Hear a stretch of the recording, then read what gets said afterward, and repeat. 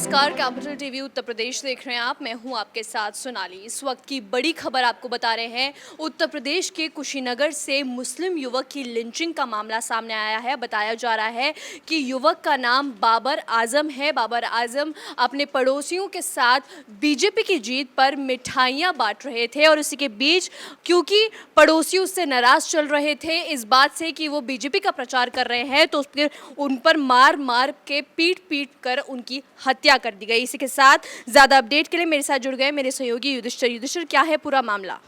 देखिए, 10 मार्च के बाद जब नतीजे सामने आए तो बाबर बीजेपी समर्थक था। उसने खुशी जाहिर की, अपनी मिठाइयाँ बांटी और जिस तरह से एक दूसरे का अभिनंदन करते हैं, स्वागत करते हैं, वो सब उसने किया। लेकिन उसके ही परिवार के लोग उससे चिढ़ रहे थे।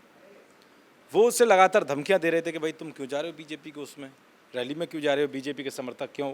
अरे भाई, उसका राइट है, राइट टू फ्रीडम भी होती है कुछ। भाई, मानव अधिकार हर किसी का अपना होता है, मौलिक अधिकार होते हैं।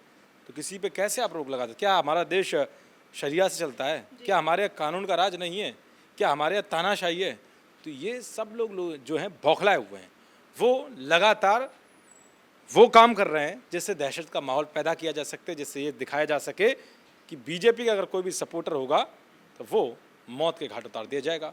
बंगाल में जैसी स्थिति है, उस स्थिति को ये बनाने की कोशिश कर रहे हैं। कैसे बीजेपी के वहाँ कार्यकर्ताओं को मारा जाता है, जैसे नतीजे आपने देखे होंगे, जैसे नतीजे आए बंगाल में।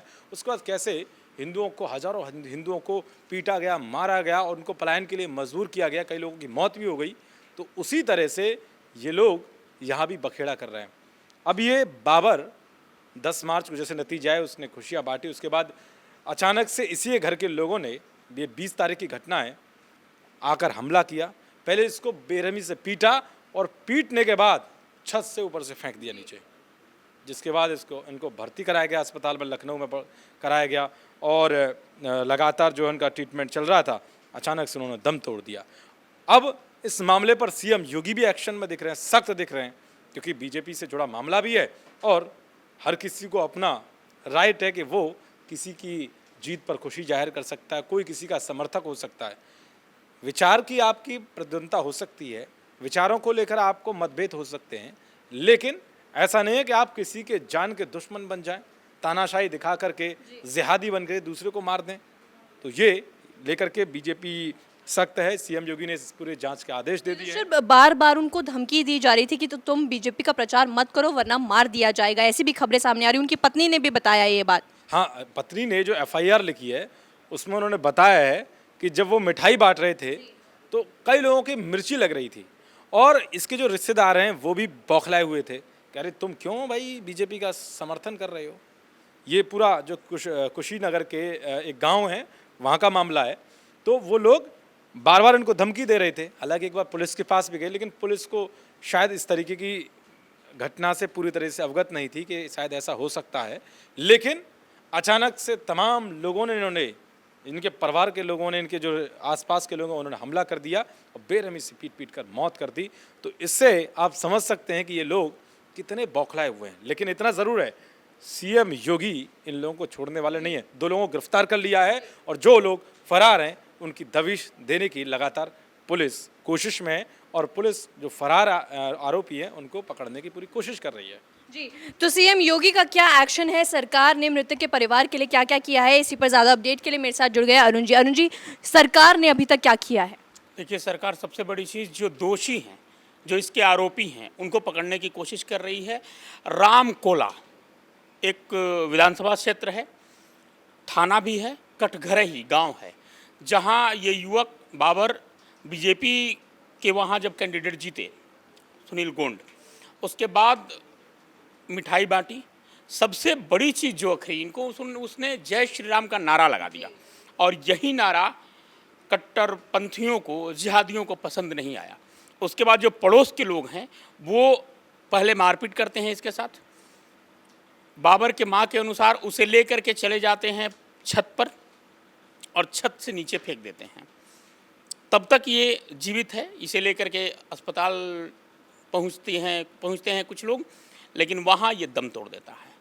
अब ये मामला सामने आया है, लेकिन सवाल यहाँ ये है उन कट्टरपंथियों से मुस्लिम संगठनों से कि क्या जब मॉब लिंचिंग होती है किसी मुस्लिम शख्स की, तब तो ये इतने सवाल उठाते हैं, पूरे देश में हो हल्ला मचाते हैं, संसद से लेकर सड़क तक वामपंथी और ये गैंग शोर शराबा करता है।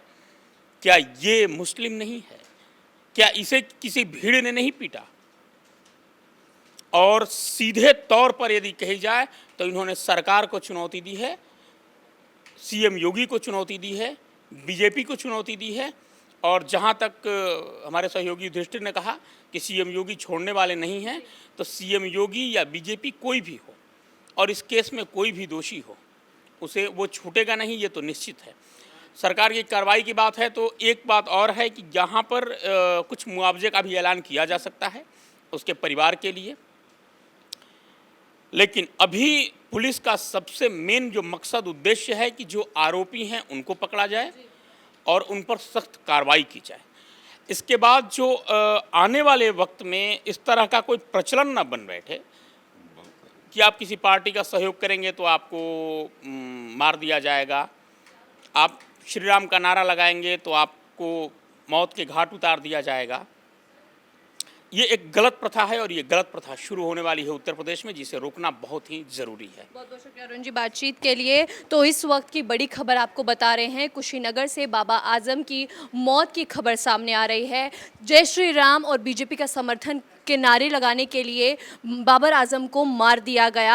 आपको बता दें योगी सरकार ने अभी एक्शन में 2 आरोपियों को गिरफ्तार करने के लिए एक टीम गठित कर दी गई है और तुरंत एक्शन में आएंगे। इस खबर पर हमारी नज़र बनी हुई है। कैमरामैन भोला के साथ मैं सोनाली, कैपिटल टीवी।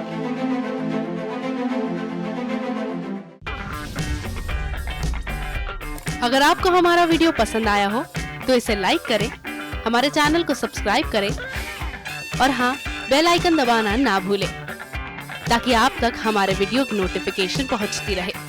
आप अपना सुझाव हमें कमेंट बॉक्स में दे सकते हैं। हमारे साथ जुड़ने के लिए शुक्रिया।